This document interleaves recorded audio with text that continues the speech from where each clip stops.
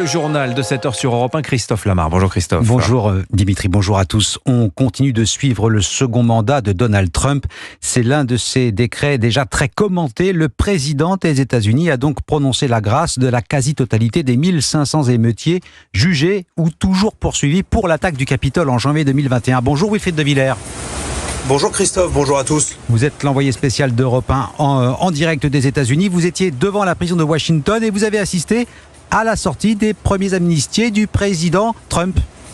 Oui, et c'est un véritable comité d'accueil qui attendait les prisonniers libérés. Parmi eux, j'ai rencontré Robert Moss. Il est sorti, lui, d'une prison de Pennsylvanie hier matin et a fait la route jusqu'à Washington en signe de soutien. J'ai été incarcéré 3 ans et demi et je suis enfin libre. Mon Dieu, quand j'ai appris la nouvelle, l'excitation m'a fait bondir. Et maintenant, j'essaye de remettre les choses dans l'ordre, d'expliquer ce qu'il s'est vraiment passé ce jour-là, le piège dans lequel on est tombé. Dans la foule rassemblée devant la prison, on retrouve les proches des prisonniers, mais aussi des partisans de Donald Trump venus les soutenir. Joseph était au Capitole ce 6 janvier 2021, mais il n'a pas été interpellé. Selon moi, ce sont des héros. Ils ont été détenus en tant que prisonniers politiques avec cet objectif d'en faire des terroristes nationaux. Matt, lui, salue le geste du président américain.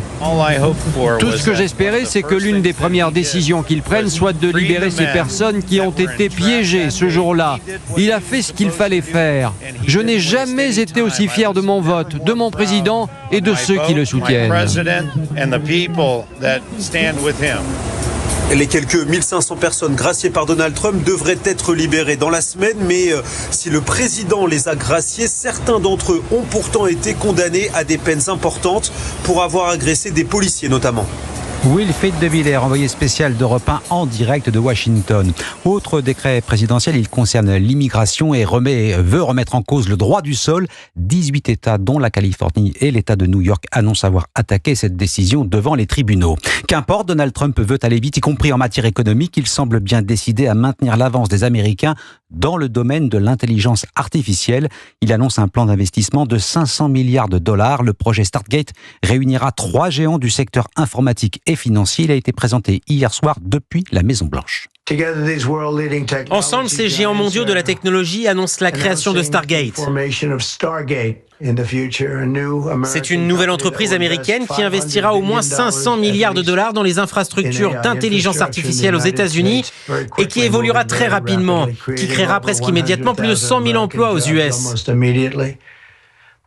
Cette entreprise monumentale et cette annonce retentissante montrent la confiance en une Amérique qui a du potentiel. Cela garantira l'avenir de la technologie. Ce que nous voulons, c'est la conserver dans ce pays. Le projet Stargate, présentation assurée par Donald Trump lui-même à la Maison-Blanche. Voilà, et qui réunit donc les groupes Oracle, SoftBank et OpenAI. Autre annonce de Donald Trump, c'est aussi une confirmation.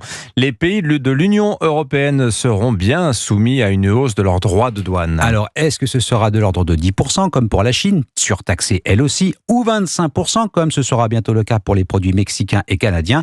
Pas d'informations à ce stade, les Européens cherchent la parade, Jacques Serret. Officiellement, il s'agit pour l'UE de faire bloc. L'Union européenne sera pragmatique, assure la présidente de la Commission Ursula von der Leyen. Certaines pistes pour tempérer les ardeurs du président américain qui veut augmenter les droits de douane sont déjà évoquées. Bruxelles pourrait par exemple faire en sorte d'acheter plus de gaz naturel liquéfié aux États-Unis, mais aussi plus d'armement pour tenter de négocier une forme de paix commerciale, ce qui est loin d'être gagné et surtout ce qui irait à l'inverse du développement d'une Europe de la défense, chère à Emmanuel Macron. C'est pourquoi en coulisses, les tractations vont déjà bon train et les membres de l'UE ne parlent pas que d'une seule voix. L'Italienne Giorgia Meloni, par exemple, négocie seule avec l'oncle Sam quand Paris dit vouloir à tout prix éviter une division de l'Europe. Emmanuel Macron compte pour cela faire valoir son expérience. Il est le seul à avoir pratiqué le républicain à la Maison-Blanche, défend l'un de ses proches. Reste que son influence n'a rien de comparable à celle de la période du précédent mandat de Donald Trump, 2017-2021. La dissolution est passée par là. Jacques Serret du service politique d'Europe 1. L'étranger toujours avec cette attaque au couteau à Tel Aviv qui a fait 5 blessés dont un grave hier soir. Le terroriste a été abattu par les forces de l'ordre. D'après les premiers éléments, il s'agirait d'un Marocain de 29 ans détenteur d'une carte verte américaine. Vous écoutez Europe 1 matin, il est 7h05. Taxer les retraités pour combler en partie le trou de la sécurité sociale. La proposition de la ministre du Travail provoque une levée de bouclier. Déjà, à partir de quel niveau de pension les taxer ? 2 000 euros, 2 500 euros. La ministre Astrid Panosyan-Bouvet ne répond pas à cette question. Idée jugée intéressante par le patron du MEDEF, à condition, dit-il, d'épargner les petites retraites. Matignon temporise et renvoie à une éventuelle discussion entre partenaires sociaux. Le tir de barrage a été en revanche bien plus nourri à l'Assemblée nationale. Alexis de la Fontaine. Oui, cette proposition a mis le feu aux poudres à l'Assemblée nationale et particulièrement dans le bloc central. Des Républicains au Modem, les députés rejettent majoritairement cette nouvelle contribution des retraités gagnant plus de 2 000 euros par mois. Écoutez le porte-parole d'Ensemble pour la République, Mathieu Lefebvre. Je trouve que c'est une mauvaise idée. Les retraités ont travaillé toute leur vie. On va pas les taxer encore plus une fois à la retraite. On a un peu la maladie des impôts dans notre pays. Je pense que dès qu'il y a un problème, on va le résoudre par un impôt nouveau. Il faut au contraire préserver le pouvoir d'achat des retraités et s'attaquer au véritable problème de ce pays qui est sa dépense publique. Devant la menace d'une nouvelle dissolution de l'Assemblée nationale, aucun parti ne veut se mettre à dos les retraités car c'est la classe d'âge qui vote le plus. Alors face à la levée de bouclier, Matignon referme vite cette hypothèse. Cette mesure n'est pas à l'ordre du jour et cette prise de parole n'implique pas le gouvernement, assure un proche de François Bayrou. La proposition d'Astrid Panosyan-Bouvet semble donc avoir rapidement été écartée. Un reportage à l'Assemblée nationale, Alexis de la Fontaine du service politique d'Europe 1. Dans le Val d'Oise, 5 agents pénitentiaires de la maison d'arrêt d'Osny sont en garde à vue. Ils sont soupçonnés d'avoir fourni des téléphones portables et divers objets à des prisonniers. Et puis le football, avant-dernière journée de la Ligue des Champions. Monaco et Lille sont assurés d'être barragistes. La défaite des Lillois 2-1 face à Liverpool. Victoire de Monaco 1-0 sur Aston Villa.